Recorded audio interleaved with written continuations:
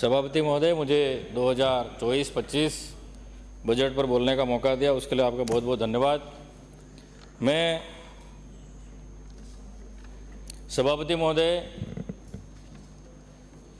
Budget जो पेश किया है इसमें आदिवासी, युवा, गरीब, पिछड़ा, इस वर्ग के लिए बिल्कुल शून्य के बराबर ये बजट पेश किया है। इस बजट से काफ़ी निराशाजनक है। मैं माननीय सभापति महोदय, आपके माध्यम से मैं कहना चाहूँगा कि सबसे पहले इंसान को रोटी, कपड़ा और मकान, ये आवश्यकता होती है, लेकिन ये बजट खाली यहाँ पर एसी के रूम में बैठकर ये बजट बनाया जाता है, लेकिन धरातल पर क्या हो रहा है, धरातल में क्षेत्र की लोगों की क्या समस्या है, उनकी क्या मांग है, उसको लेकर आज तक कोई बजट बनाया नहीं है। आज हमारे मंत्री जी आ रहे हैं, जनजाति मंत्री, तो झाड़ोल कोटड़ा में ऐसी क्या स्थिति पैदा हुई जो एक मां अपने कलेजे के टुकड़ों को दलाल के माध्यम से बेचने का आ गया। वो क्या स्थिति पैदा होगी ऐसी, क्योंकि वहां पर मंत्री जी के बिल्कुल 5 किलोमीटर के एरिया की बात कर रहा हूं मैं, इनके विधानसभा क्षेत्र की बात कर रहा हूं। 7,000 रुपए में बच्चे का सौदा हो रहा है, 40,000 में बच्चे का सौदा हो रहा है। कोई भी मां अपने बच्चों को बेचती नहीं है, लेकिन मां मजबूरी में उसके दूसरे बच्चों को पढ़ाने के लिए, उनके खाने के लिए, भरण पोषण के लिए, मजबूरी में उनको खाना नहीं मिल रहा है 2 टाइम, इसलिए उन बच्चों का दलाल के माध्यम से सौदा हो रहा है। इसकी जांच होनी चाहिए। मंत्री जी के खुद एरिया में बच्चे बेचे जा रहे हैं, तो मंत्री जी क्या कर रहे हैं? मैं सभापति, मंत्री जी आपने, सभापति महोदय, आज भी आदिवासी, उसको पढ़ो, आज भी आदिवासियों को उनका हक अधिकार नहीं मिला है। आज भी आदिवासियों को उनका हक अधिकार नहीं मिला है, खाली कागजों में उनको हक अधिकार मिला है। आज भी वास्तविक धरातल में जो मिलना चाहिए उस आदिवासियों को आज तक नहीं मिला है।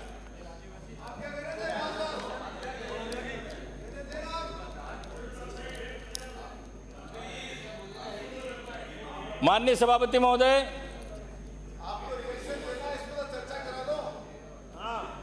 मैं आपके माध्यम से,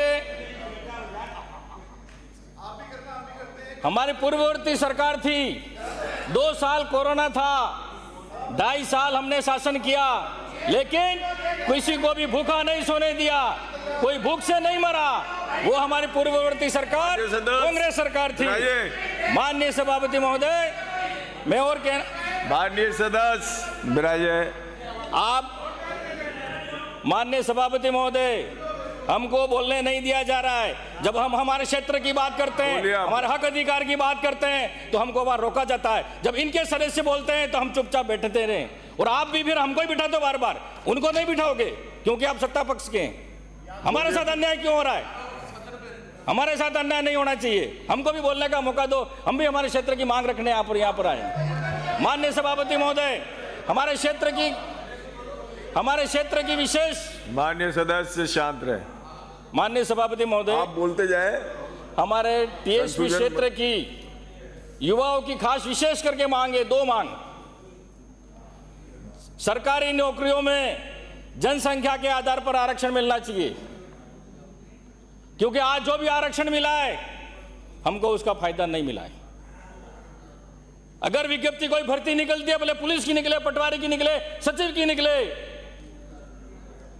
तो उसमें अगर हमारा एसटी का लड़का जनरल मेरिट टॉप करता है, फिर भी उसकी मेरिट एसटी कोटे में बनाई जाती है, तो फिर आरक्षण मिल किसको रहा है? ये हमारा ज्वलंत मुद्दा है, और आंदोलन भी हुए, कई बार हमने ज्ञापन भी दिए, आज तक हमारी मांग पूरी नहीं हुई है। उसके बाद प्रशासनिक सेवा में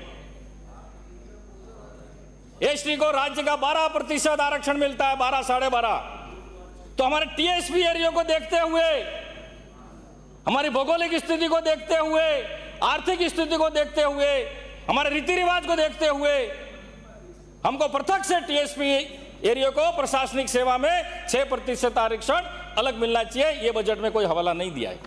ये हमारी बरसों से मांग है। हमारे वहां पर जमीन नहीं है, 1 बीघा जमीन 2 बीघा जमीन पर निवास रहते हैं लोग, और उनको भी भूमाफियों द्वारा हटाया जाता है। हमारी विशेष मांग है, उसके अलावा छोटी मोटी मांग तो होती रहेगी। लेकिन ये माननीय सभापति महोदय, मैं सदन के माध्यम से मैं सरकार से मांग करना चाहूंगा कि हमारी 2 मांग विशेष मांग है, जब तक हमारी मांग पूरी नहीं होगी हमको वास्तविक में आरक्षण का लाभ नहीं मिलेगा। माननीय सभापति महोदय, आज 76-77 साल हो गए देश को आजाद हुए। आज कई पंचायतों में सरपंच भी हमारे एसटी के बनता है, एसटी का सरपंच बनता है, लेकिन नाम मात्र का। उस सरपंच को चलाता है कोई दूसरा चलाता है। सरपंच जा रहा है बकरी लेके चराने जा रहा है, कोई खेत में काम कर रहा है। तो ये कब तक चलता रहेगा? वास्तविक में लाभ हमको न राजनीतिक में मिला है, न सरकारी नौकरियों में आरक्षण हमको मिला है। आज तक हमारे एसटी टीएसपी एरिया को लोगों को आज तक आरक्षण का फायदा नहीं मिला है। मैं चाहता हूं कि ये जल्द से जल्द हमारी मांग पूरी की जाए।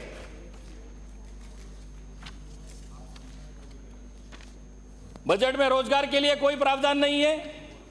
हमारे टीएसपी क्षेत्र में कोई बड़े उद्योग धंधे नहीं है, सब अहमदाबाद पलायन करते हैं। वहां उद्योग धंधे लगाने का कोई बजट में प्रावधान नहीं है। युवाओं को रोजगार से जोड़ने का कोई प्रावधान नहीं है। और जैसे दांतवाड़ा राजमंद में जो माइंसें हैं, टीडी जावर माइंस में जो माइंस हैं, मार्बल की जो खदानें हैं, किसकी है? पूंजीपतियों की है।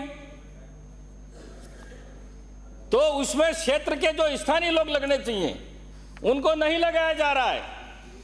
और हमारे वहां से शीशा जस्ता जो भी है सिल्वर वो निकाला जा रहा है और बाहर के मजदूर लाके यहां पर काम कराया जा रहा है। बाहर के जो टेक्निकल अधिकारी वो भी यहां पर काम कर रहे हैं, लेकिन मजदूरी तो हमारे क्षेत्र के लोगों को मिलनी चाहिए, वो भी हमारे क्षेत्र के लोगों को नहीं मिल रही है। मंत्री जी, ये आपकी जिम्मेदारी है, क्योंकि आप जनजाति मंत्री हैं। हमारे क्षेत्र की समस्या आपको उठानी चाहिए और मांग पूरी करानी चाहिए। बाहर के लोग आकर यहाँ कर मजदूरी कर रहे हैं और हमारे लोग दूसरी जगह पलायन कर रहे हैं। मैं माननीय सभापति महोदय, सदन के माध्यम से ये कहना चाहता हूं कि टीएसपी एरिया में कोई उद्योग धंधे नहीं है, इसलिए खाली नरेगा के माध्यम से ही हमारे लोग काम पर जाते हैं। तो नरेगा टीएसपी एरिया में जो हमारी सरकार ने 125-150 दिन दिए थे, लेकिन आपकी सरकार बनते ही आपने 100 दिन कर दिए, 25 दिन घटा दिए। आपको और दिन बढ़ाने चाहिए थे। मैं माननीय सभापति कहना चाहूंगा कि टीएसपी एरिया में मनरेगा में 200 दिन किए जाएं। हो तो देख लो, समय समाप्त हो रहा। पहले से निर्धारित है 6 बजे का। महंगाई के बारे में इस बजट में कोई जिक्र नहीं है। महंगाई के दौर में जो नरेगा में मजदूरी काम कर रहे हैं उनके कम से कम प्रतिदिन दिहाड़ी 400 रुपये उनकी मजदूरी होनी चाहिए, और जो कुशल कारीगर हैं उनके 700 रुपये प्रतिदिन होने चाहिए। पानी और बिजली ये एक सिक्के के 2 पहलू हैं। पानी से बिजली बनती है और बिजली ही पानी को सप्लाई करती है। मंत्री सभापति महोदय, मेरा समय नहीं हुआ अभी, 2 मिनट में अपनी बात समाप्त करें। 10 मिनट का समय था आपका, समाप्त होने वाला है। माननीय सभापति महोदय, जब हमारी सरकार थी 24 घंटे बिजली मिलती थी, लेकिन अभी 6 महीने में सरकार बदल गई तो घरों में बिजली तो नहीं आ रही है, लेकिन बिलों में बिजली आनी चालू हो गई है। वो बिल पकड़ते हैं, बिलों में करंट जरूर आ रहा है, लेकिन घरों में लाइट नहीं आ रही है। 11 बजे लाइट चली जाती है, सुबह 5 बजे लाइट आती है। तो गांव के लोग क्या इंसान नहीं है क्या? शहर में लाइट आ रही है, लेकिन गांवों में लाइट बिल्कुल नहीं दिया जाए, कटौती कर रहे। 4-4 दिन तक गांवों में लाइट नहीं आ रही है। और पानी की बात कर रहे हो, जेजेएम की बात कर रहे हैं कि हमने ये कर दिया, वो कर दिया, विकसित भारत बना दिया। तो पानी की समस्या शहर में भी है और गांवों में भी है। अगर कोई जनप्रतिनिधि अगर जनता की मांग उठाता है पानी बिजली को लेकर, तो आपके सरकार के माध्यम से हमारे ऊपर मुकदमा झूठा कराया जाता है, हमारे नेताओं पर झूठे मुकदमे कराए जाते हैं। लेकिन आप सरकार पानी, बिजली, शिक्षा और ये जनता को नहीं दे सकते हैं, अपनी कमियां छुपाना चाहते हैं, इसलिए नेताओं को उन पे झूठे मुकदमा कराना चाहते हैं। लेकिन हम इन मुकदमों से डरने वाले नहीं हैं। शिक्षा के बारे में मैं कहना चाहूंगा, माननीय सभापति महोदय, पूरे राजस्थान की बात है, सभी स्कूलें जर्जर अवस्था में हैं, कहीं कमरों की व्यवस्था नहीं है, पानी टपक रहा है और बच्चे चतुर्थ श्रेणी कर्मचारी नहीं होने की वजह से कई स्कूलों में बच्चे झाड़ू लगा रहे हैं, पानी भर रहे हैं। तो मैं सरकार से कहना चाहूंगा कि वहां चतुर्थ श्रेणी कर्मचारी लगाएं, बच्चों का समय खराब नहीं करें। और केसाराम चौधरी जल्द जर्जर अवस्था है उनको विराजे आप। माननीय सभापति, अरे 15 लाख कहां गए आपके? 15 लाख मोदी जी ने गारंटी दी थी, 15 लाख खाते में डालूंगा, दिए क्या? 15 लाख आए क्या आपके खाते में? किस किस के आए 15 लाख? आ रहे आ जाएंगे। आप बताइए माननीय सदस्य महोदय। केसाराम जी आप बोलिए। मैं बोल रहा हूँ माननीय सभापति महोदय, माननीय सदस्य आप कल राजस्थान के इस विधानसभा के